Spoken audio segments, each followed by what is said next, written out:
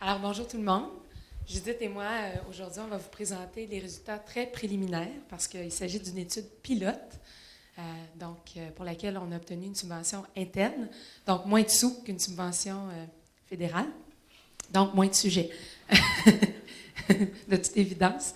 Alors, il s'agit de résultats préliminaires sur l'étude pilote où on a utilisé la T9 auprès d'adultes et d'adultes âgés. Voilà. Alors, la présentation se divise comme ceci. Non, c'est une petite blague.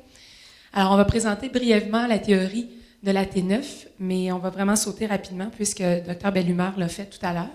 Et également, un autre instrument qu'on a utilisé qui est l'indicateur des typologies psychologiques du Myers-Briggs, qu'on appelle plus communément le MBTI. Ensuite, nos objectifs, hypothèses, la méthodologie employée, les résultats et limites de notre étude. Alors, comme Marilyn vient de le souligner, la T9 a été très bien décrit ce matin par deux collègues, en fait, Christian et Dr. Durand, qui est en France. L'autre instrument qu'on a utilisé, c'est l'indicateur de type psychologique Myers-Briggs, qu'on appelle communément, en fait, le Myers-Briggs, tout simplement, qui a été élaboré par le duo mère-fille Catherine Briggs et Isabel Briggs-Myers. Myers-Briggs repose sur la théorie jungienne. Il s'agit l'un des questionnaires, en fait, les plus utilisés à travers le monde. Il offre des informations qui sont très nuancées sur la personnalité des gens, puisque les résultats se situent le long de continua et non pas dans des catégories fermées. Ce questionnaire-là nous permet de recueillir des informations, puis je vais vous montrer le diagramme dans quelques instants. Il nous permet de recueillir des informations sur la direction de l'attention. Alors là, on a un continuum extraversion-introversion, recueil d'informations, prise de décision, orientation vers le monde extérieur et style de vie. Je vais revenir sur chacun des continuums. Je vais juste vous montrer le diagramme. OK. Alors, le Myers-Briggs nous permet en fait de mesurer deux attitudes psychologiques, soit l'introversion et l'extraversion. Alors, pour l'intro et l'extraversion, en fait, ça nous donne des informations sur la direction de l'attention et de l'énergie psychique. Alors, pour les introvertis, évidemment, l'énergie psychique est dirigée vers l'intérieur, alors que pour les extras, c'est dirigé vers l'extérieur.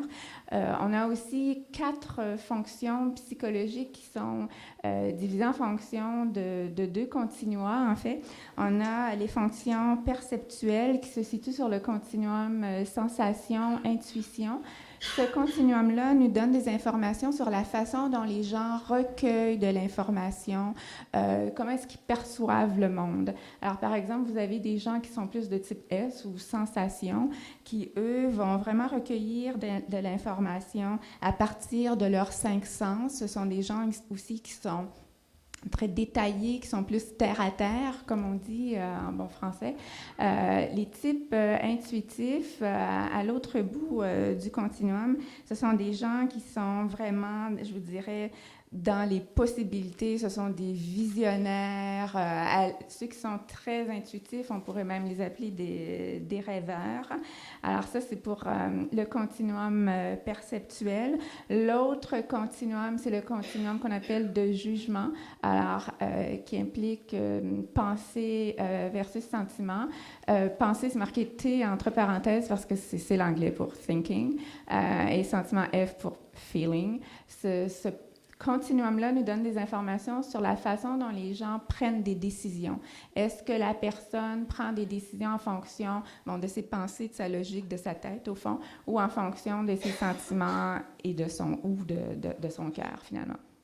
Il y a aussi le continuum perception-jugement qui, en fait, est un continuum qui nous donne des informations sur le style de vie de la personne. Quand on parle de jugement, c'est pas du tout dans le sens que la personne va juger les autres. Jugement, dans le cadre de ce questionnaire-là, ça a trait à des gens qui sont méthodiques, ordonnés, qui aiment bien savoir où est-ce qu'ils s'en vont, comparativement à des gens qui sont plus de type perception ou P, qui sont davantage, je vous dirais, des gens qui sont très flexibles. Par exemple, si ce sont des gens qui partent en voyage, ils ne feront pas des réservations à l'avance. Alors, ce sont des gens qui sont très flexibles. Ce diagramme-là, les 2 fonctions, à la fois de perception et de jugement, et le style de vie, viennent, je vous dirais, colorer de façon beaucoup plus précise le continuum introversion-extraversion parce que tous les introvertis ne sont pas pareils et idem pour les extravertis. Voilà.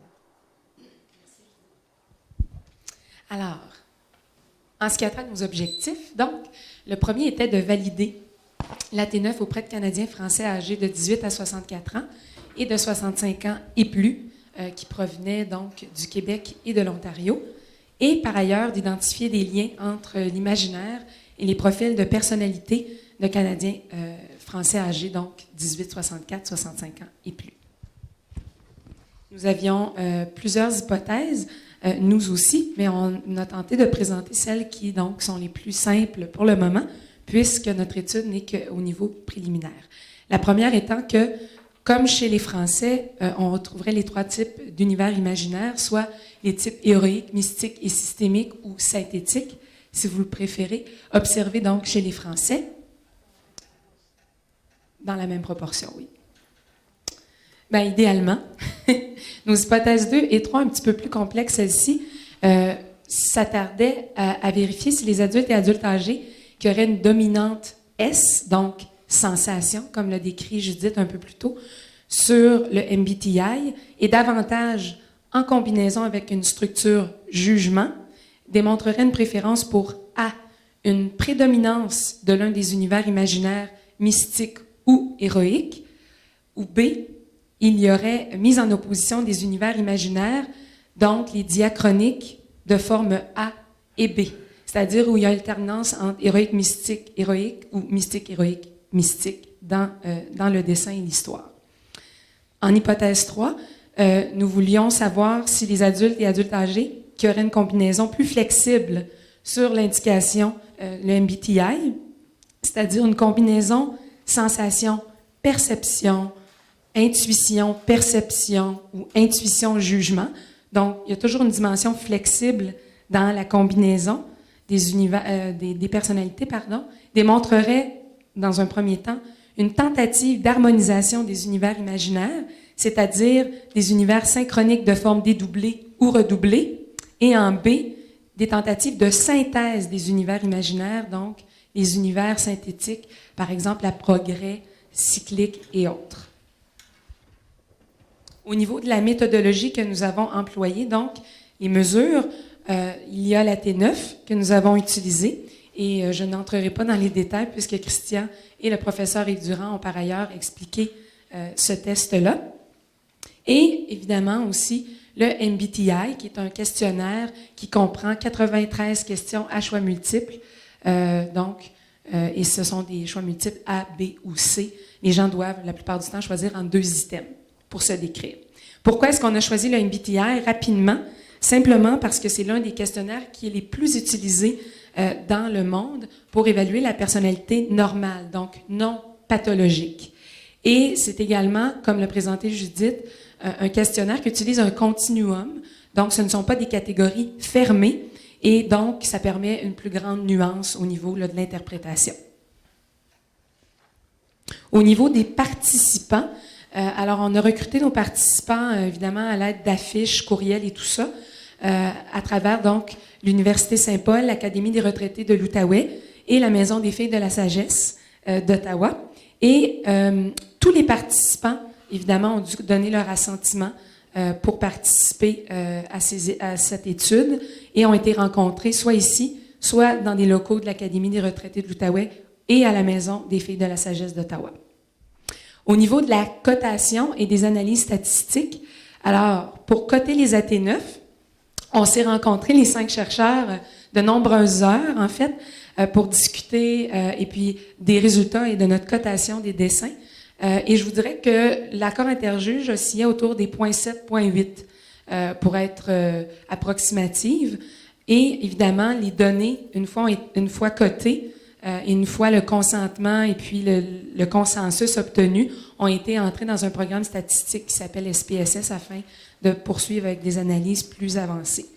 Même chose pour le MBTI, donc, on a envoyé les questionnaires se faire coter à l'externe. Ils nous sont revenus avec des rapports détaillés et des cotes qu'on a pu entrer aussi dans le programme SPSS.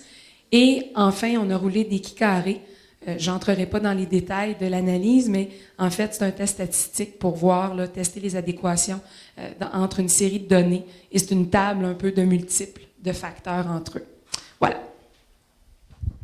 Alors, au cours des prochaines diapos, on va présenter les résultats. D'abord, un tableau des données sociodémographiques, ensuite des types psychologiques qui ont émané du Myers-Briggs et finalement, en fonction des hypothèses finalement qu'on va avoir à explorer.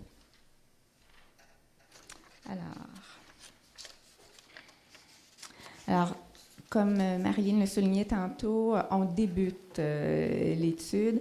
Alors, à date, 56 participants sont venus à nous. On est allé à eux. Ce sont surtout des femmes. Alors, jusqu'à date, presque 86% des femmes. Alors, il va falloir recruter davantage aussi au niveau des hommes pour avoir un échantillon beaucoup plus représentatif. Mais de cet échantillon, comme je vous dis, ce sont surtout des femmes. L'échantillon aussi est très scolarisé. C'est assez particulier parce que 81% des participants ont complété des études universitaires. Alors, ça en soi, c'est particulier. On ne rentre pas dans les interprétations ici par rapport à ça parce que, comme on vous disait tantôt, c'est vraiment préliminaire comme données. Aussi, la majorité sont catholiques à 89%. Et puis aussi, une majorité se décrit comme des personnes qui sont spirituelles. Je reviens ici. Alors, on a 56%, ce qui représente en fait le quart de la population qu'on souhaite recruter. Le calcul statistique de la taille de l'effet nous indique qu'il faudrait recruter un minimum de 200 participants afin de nous assurer de la validité de nos résultats. Alors, on a le quart de l'échantillon. C'est pour ça qu'on est très prudent, en fait, dans nos interprétations. OK.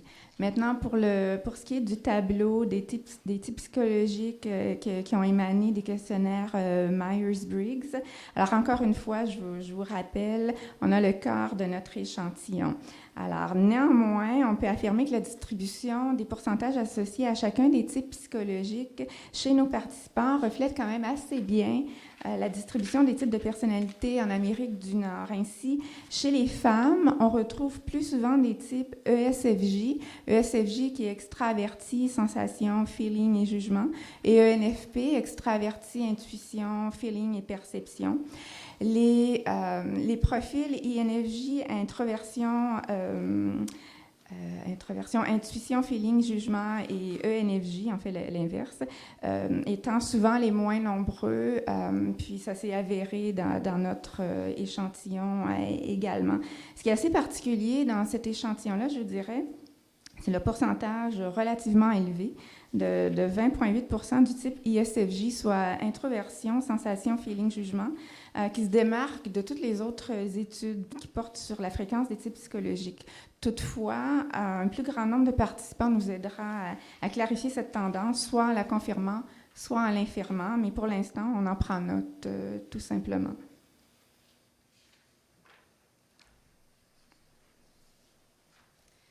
Au niveau de l'hypothèse 1, c'est-à-dire les 3 types d'univers imaginaires observés chez les Français se retrouveront également chez les adultes et adultes âgés canadiens.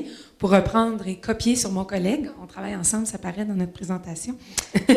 en reprenant donc les fréquences européennes, on constate les pourcentages qui sont dans le petit carré bleu. Et évidemment, avec un échantillon extrêmement limité, il faut en être conscient, significativement, donc 49 participants qui ont coté. Parce que 6 des 5, on n'a pas arrivé à classer, donc c'est pour ça qu'on n'a que 49 ici. On voit que les pourcentages sont pour l'instant encore très, très faibles et très préliminaires ou inégaux. Alors, on s'attend évidemment à ce que si on recrute plus de participants, cette hypothèse puisse être confirmée. Mais pour l'instant, on n'est pas en mesure de se prononcer par rapport à cette hypothèse ici en Amérique du Nord. Alors maintenant, pour ce qui est de l'hypothèse 2, en fait, où on voulait aller vérifier si la présence d'une dimension, soit sensation, soit jugement, avait ou était reliée, en fait, à un univers imaginaire qui était peut-être plus soit mystique, soit héroïque ou autre chose. En fait, ce qui est ressorti à date de façon préliminaire, encore une fois, c'est que les types psychologiques SFJ, soit sensation, feeling, jugement, tendent à se distinguer des autres types psychologiques. je vais vous montrer une diapo qui va plus clarifier en fait mon propos. Ce que je voulais vous dire aussi, c'est en fait une certaine tendance statistique infirme d'une part l'hypothèse, mais la confirme d'autre part. Alors, je vais juste vous montrer un exemple en fait d'un dessin ou d'un AT9 qui, en fait, vient infirmer l'hypothèse, mais les résultats qu'on en retire sont néanmoins extrêmement intéressants. OK. Alors, c'est un AT9 qui a été fait par un homme de 65 ans. Son profil de personnalité, c'est ESFJ, alors extraverti, sensation, feeling, jugement. Nous n'avons pas amené les récits avec nous parce que les récits des adultes et des personnes âgées sont très longs, parfois d'une page ou même de 2 pages. Alors, on aurait vraiment très allongé le tout. Vous dire néanmoins que l'équipe a coté cet AT9 de pseudo-déstructuré de forme A. Et ça, c'est pour le dessin. Et puis, cet AT9, en fait, illustre assez bien un de nos défis d'interprétation, parce qu'au niveau du dessin, c'est pseudo-déstructuré, mais en fait, au niveau du récit comme tel, ce l'était pas mal moins, je vous dirais. Simplement, pour vous donner une idée, j'ai fait une analyse qualitative du récit, j'en ai extrait des unités de sens, et les unités de sens qu'on pouvait extraire étaient les suivants: souvenirs d'enfance, la force de l'amitié comme source de soutien lors de moments difficiles, et le cycle suivant, vie, mort, vie. Alors, si on ne fait que regarder ce dessin-là, on peut difficilement, en fait, extraire tout ça, mais si on regarde de plus près ce qui se passe au niveau du récit, il y a plein d'autres informations qu'on peut extraire. Alors, ce premier dessin infirme en quelque sorte au fond notre hypothèse 2. Par contre, les autres dessins, eux, vont venir confirmer. Puis comme je vous dis, ça illustre bien ces résultats-là, à quel point on est vraiment dans une instance très préliminaire où ça peut aller soit dans une direction ou dans une autre. Alors, ça demeure extrêmement intéressant. Alors, l'hypothèse qu'on avait, comme je vous disais tantôt, c'est quand il y a une dominante, soit sensation ou jugement, on va retrouver au niveau des AT9 soit des univers qui sont mieux définis finalement, davantage définis, soit au niveau carrément mystique ou encore héroïque. Et c'est ce qu'on va vous montrer. Alors, justement, avec le dessin 2, ou l'AT9 2, pardon. Alors, cet AT9 provient d'une femme de 59 ans. Son profil de personnalité ISFJ, alors introverti, sensation, feeling, jugement. Notre équipe a coté l'AT9 de surmystique. Surmystique, puis même si ce n'est pas une catégorie, je vous dirais, le récit était très poétique, très, très joli. Les unités de sens qu'on a pu extraire du récit étaient les suivantes: une vie paisible et plaisante, la nature comme source vitale de bien-être, une vie harmonieuse en contact avec soi, S minuscule, mais aussi soi avec S majuscule. Ce qui était fort intéressant aussi dans le récit de la dame, c'est qu'il y avait l'utilisation de termes absolus, comme par exemple les mots « toujours »,« beaucoup »,« j'adore ». Et ça, ce sont des termes qui sont assez typiques, je vous dirais, des personnalités qui sont plus sensations, qui sont plus dans des personnes, je vous dirais, qui sont organisées, responsables, attentionnées, loyales et qui sont très dans le concret aussi. Voilà, alors ça, c'est pour le premier dessin.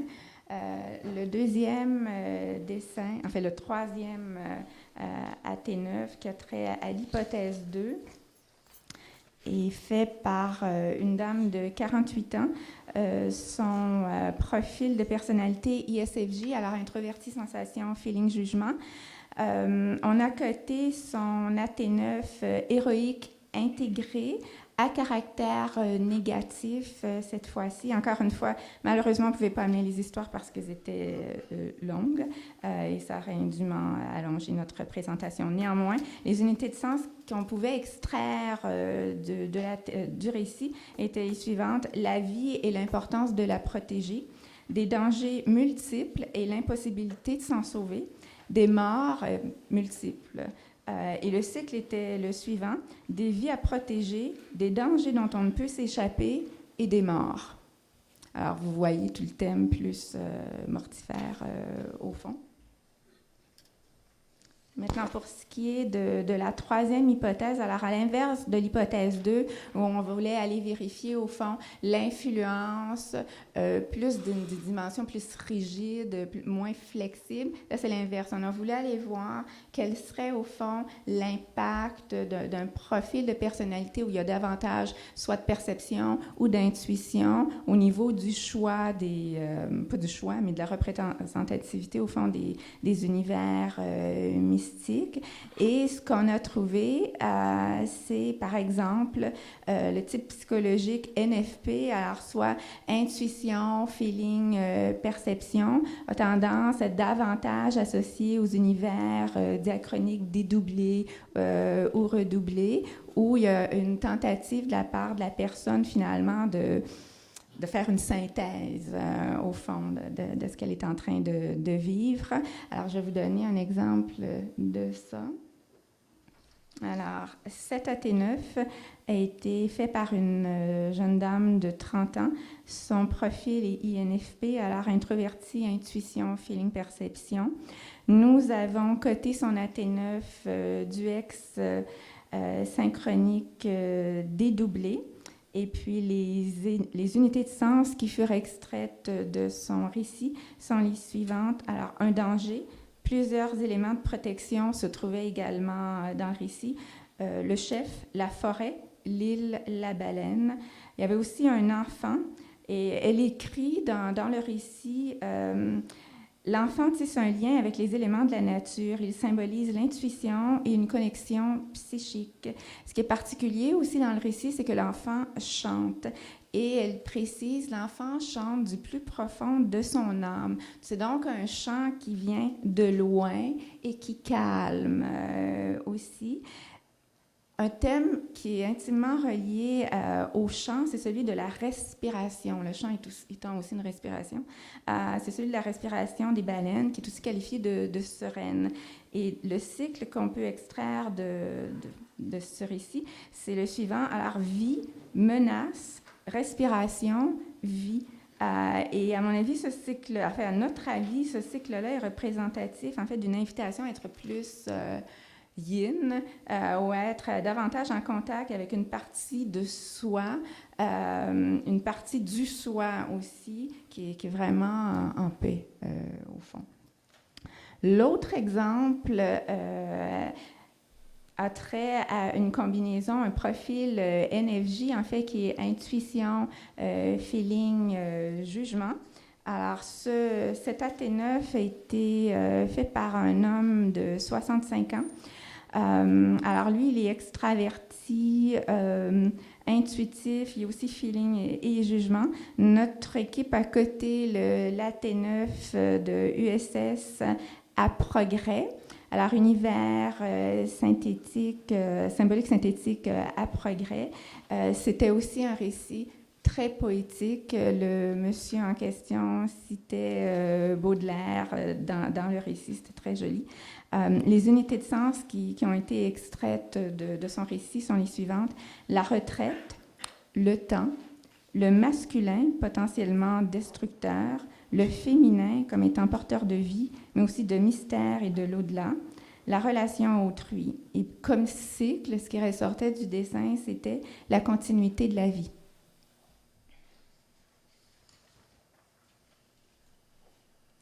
Maintenant, évidemment, cette étude très préliminaire n'est pas sans avoir de limites. Alors, parmi les limites identifiées, évidemment, la taille de notre échantillon qui est toujours à grandir. Alors, on n'a que le quart de ce que normalement on aurait besoin. Et sans doute, si on obtient d'autres subventions, on pourra donc augmenter la taille de notre échantillon. pour avoir des assistants de recherche, en fait. Au niveau de la cotation des AT9, évidemment, bien que l'accord interjuge était d'environ 0,7 à 0,8, il y a quand même eu de la disparité au niveau de la cotation, et c'est pour ça que certains AT9 aussi n'ont pas été cotés.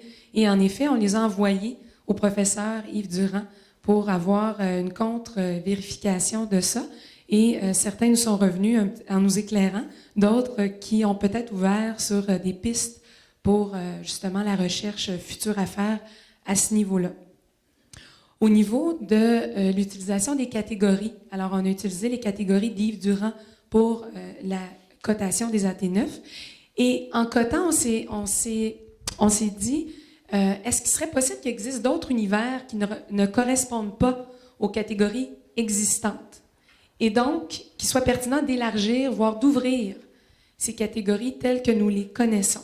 Une des raisons qui, je vous dirais, nous a amené à penser à ça, c'est qu'on s'est rendu compte que chez certains adultes et adultes âgés, encore davantage, le type USS à progrès posait défi dans la cotation de l'équipe, en ce sens que certains des univers étaient ou semblaient être un progrès de l'intérieur, donc dans le sens de l'individuation, et d'autres dans le sens extérieur, dans le sens de l'individualisation.